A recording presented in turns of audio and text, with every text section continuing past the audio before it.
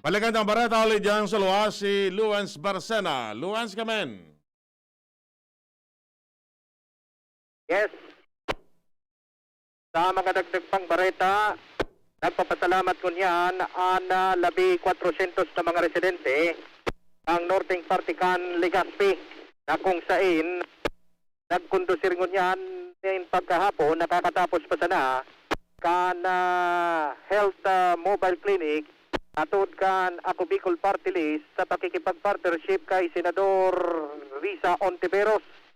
Ini nanotarang kan DZGB News na kung saan kung pwestinig kan mga manlaylay na barangay sa nasambitan ng barangay kan Biga, Legazpi City na kung saan bakusa ng mga taga-Biga ako di maging mga taga-Buyuan, mga taga-Mabinit, mga taga-Bunga, Matanag, Padang, asin Arimbay ang natawan ni na serbisyo sa pakikipag-ulay kan DZGB News kay Congressman Alfredo Pido Garbin Jr.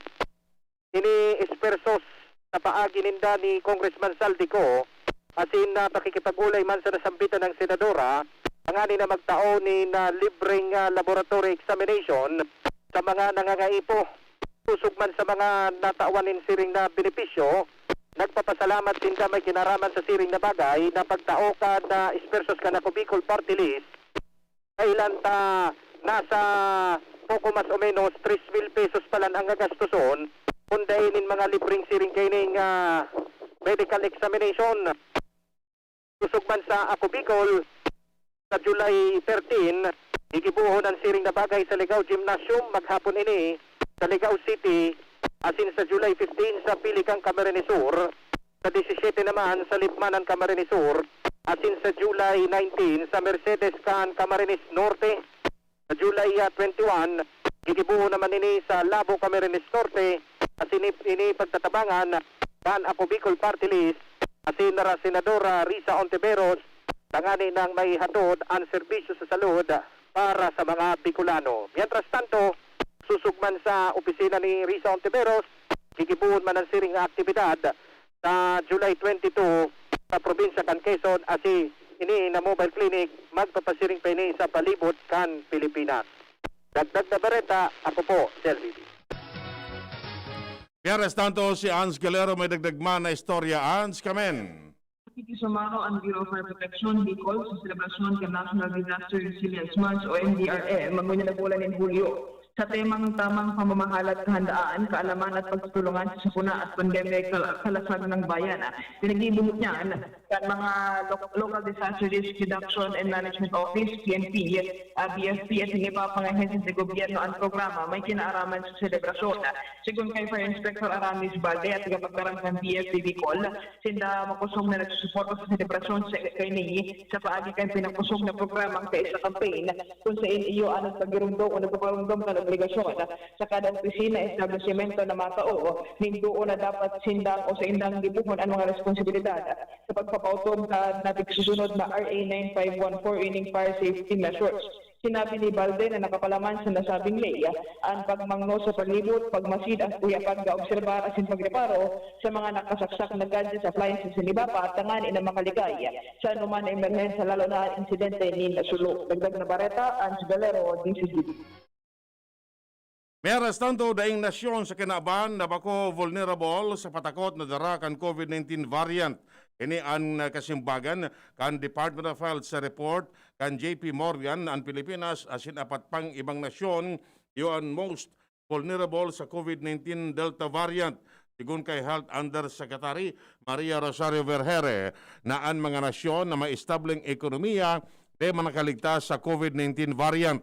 Sinabi niyang daing pigpipili na nasyon ang mga variant kaya importanteng pakusagon ang border control para mapugulan ang paglaog kini. Sa datos kan DOH, maabot na sa 12,703,081 na mga Pilipino ang nabakunahan na kontra sa COVID-19.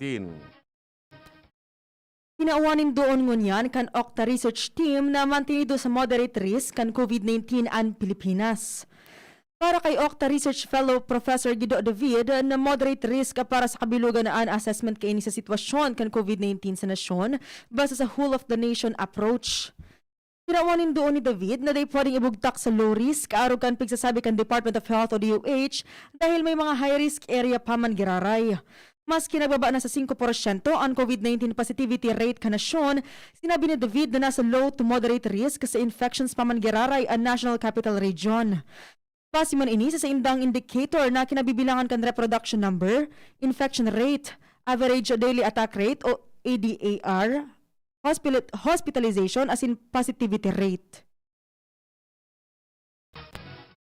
Nag-apelar ang Department of Health sa publiko na dae ipagkumparar ang COVID-19 situation kan Pilipinas sa ibang nasyon.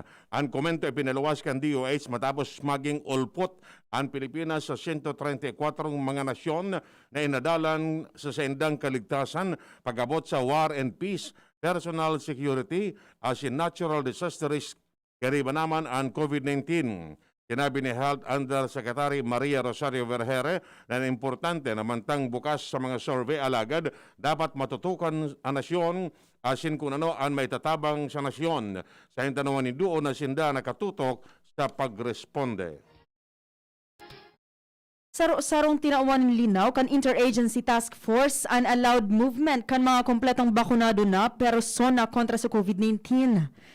Napapalaman sa resolution na 124-B kan IATF na pigtutugutan na ang intrazonal movement kan mga fully vaccinated senior citizens sa mga lugar na nasa general community quarantine as in modified general community quarantine. Ang pagpresentar ng lehitimong COVID-19 vaccination card, local or foreign o certificate of quarantine completion na nagpapahiling sa vaccination status kan sarong holder kaini na ipiniluwas kan Bureau of Quarantine na kaipuhan naman sa pagbiyahe.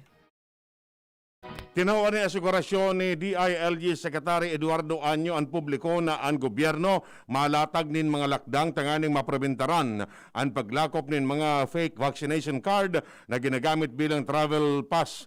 Tayong sinabi na ang mga local government units may option na agada ni negative PTR o kaya RT-PCR test o result o prueba na fully vaccinated na ang mga bisita sa sendang lokalidad. Idinugang paman ni Anyo na ang Department of Information and Communication Technology nasa proseso naman na mag-encodein mga informasyon sa mga fully vaccinated individual sa sendang sistema.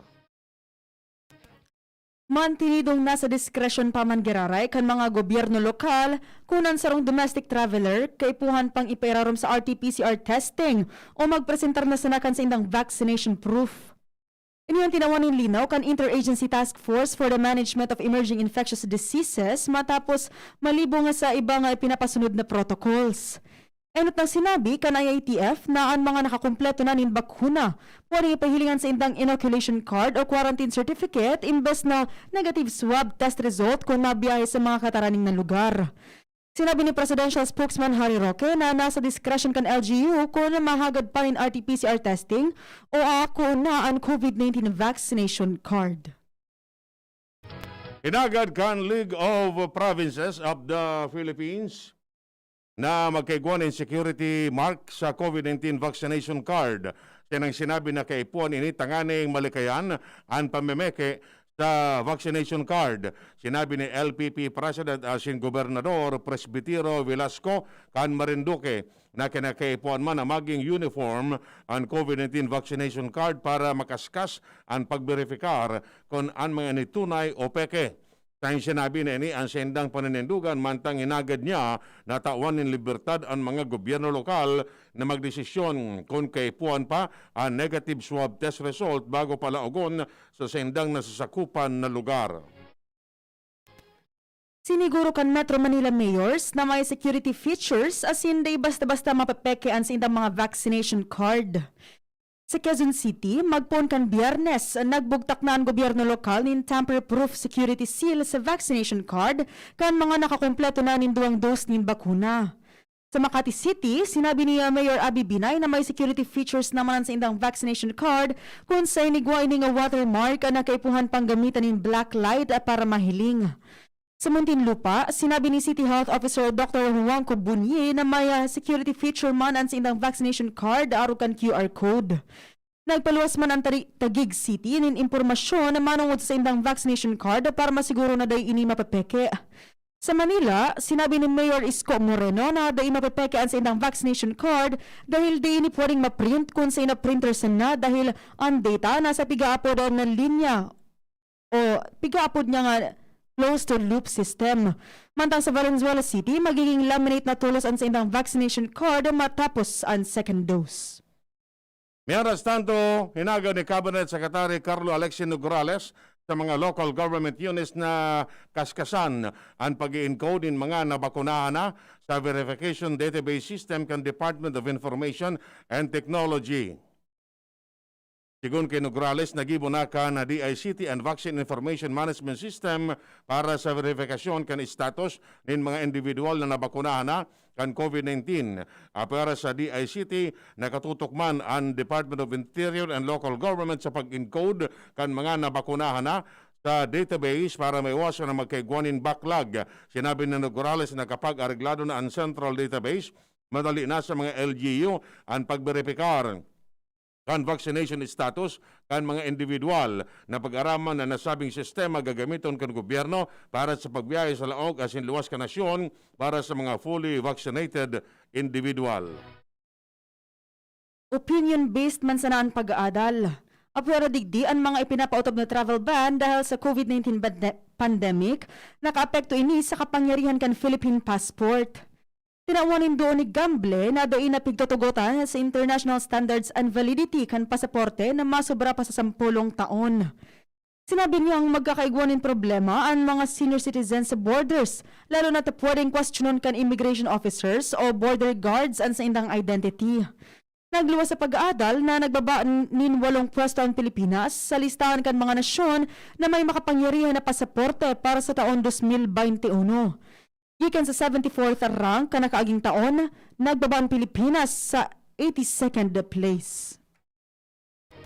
Miyaras na di Babang Detalles kan Bareta, nagtutubod ang Department of Education na nasayang ang school year 2020-2021.